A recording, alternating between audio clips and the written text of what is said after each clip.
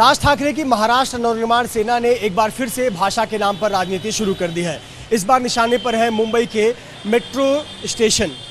मुंबई के अंधेरी इलाके में हम मौजूद हैं। अंधेरी में ये स्टेशन है, अंधेरी मेट्रो स्टेशन, जिसके नाम पर कालिख पोत कर नाम मिटाने का प्रयास मनसे कार्यकर्ताओं द्वारा बीती रात किया गया। मनसे कार्यकर्ताओं का कहना है कि कोई भी नाम मराठी के सिवा दूसरी भाषा में नहीं होना चाहिए, हिंदी तो बिल्कुल भी नहीं चलेगी। इसी का विरोध करने के लिए बीती रात अंधेरे में मनसे के कार्यकर्ता पहुंचे और जहां जहां पर स्टेशन का नाम हिंदी में लिखा हुआ था या देवनागरी भाषा में लिखा हुआ था, उस पर कालिख पोत कर मिटाने का प्रयास किया गया। इस स्टेशन का नाम देखें तो लिखा है म्यूचुअल फंड सही है अंधेरी।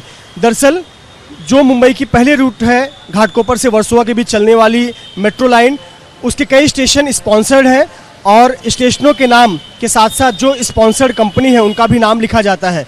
उदाहरण के तौर पर इस अंधेरी मेट्रो स्टेशन का नाम देखें तो लिखा है म्यूचुअल फंड सही है और उसके नीचे लिखा है अंधेरी। लेकिन बीती रात मनसे के कार्यकर्ता पहुंचे और उन्होंने जगह जगह जितने भी प्रवेश द्वार हैं, अधिकतर प्रवेश द्वार पर कालिख पोत कर नाम मिटाने का प्रयास किया। हालांकि देखा जाए तो म्यूचुअल फंड सही है ये देवनागरी भाषा में लिखा है, यानी अगर हिंदी में लिखा जाए या मराठी में लिखा जाए, लिखने का तरीका यही होगा। उसके बावजूद मनसे के कार्यकर्ताओं ने कालिख पोती और नाम मिटाने का प्रयास किया। मनसे के कार्यकर्ताओं का कहना है कि हिंदी में जो नाम लिखे गए हैं वो महाराष्ट्र में नहीं चलेगा और इसके लिए वो इस प्रकार से स्टेशन पर कालिख पोत रहे हैं। हालांकि इसके पीछे कई सवाल खड़े होते हैं। सबसे पहला सवाल होता है सुरक्षा को लेकर। जब अलग अलग गेट पर इस प्रकार से मनसे के कार्यकर्ता कालिख पोत रहे थे और उनके अन्य कार्यकर्ता मोबाइल से वीडियो बना रहे थे, तब इस मेट्रो की सुरक्षा में तैनात प्राइवेट सिक्योरिटी गार्ड क्या कर रहे थे? साथ ही साथ इस मेट्रो स्टेशन के ठीक सामने मुंबई का एक प्रसिद्ध अंधेरी पुलिस स्टेशन है। मुंबई पुलिस का अंधेरी पुलिस स्टेशन भी है। क्या अंधेरी पुलिस स्टेशन के जवान यहाँ पर तैनात नहीं थे? और अगर तैनात थे तो उन्होंने ऐसी हरकत करने से मनसे के कार्यकर्ताओं को क्यों नहीं रोका? इसके अलावा सवाल ये भी उठता है कि मनसे के कार्यकर्ताओं को अचानक ये याद कैसे आया कि ये नाम तो हिंदी में लिखे गए हैं, ये नाम 3 साल से इसी प्रकार से लिखे जा रहे हैं स्पॉन्सर्ड कंपनी द्वारा, और साथ ही साथ फिर स्टेशन का नाम।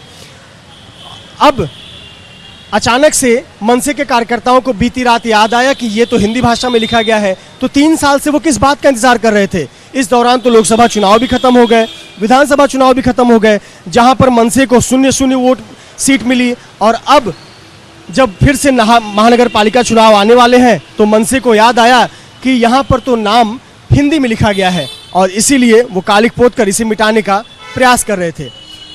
एक सुरक्षा को लेकर सवाल उठता है, साथ ही साथ मनसे के इस हरकत को लेकर भी सवाल उठता है कि आखिरकार अगर इस स्टेशन का नाम मराठी में भी लिखना हो तो क्या लिखने का तरीका होगा? लिखना तो देवनागरी स्क्रिप्ट में ही लिखना होगा, चाहे वो हिंदी में लिखा जाए या फिर मराठी में कहा जाए।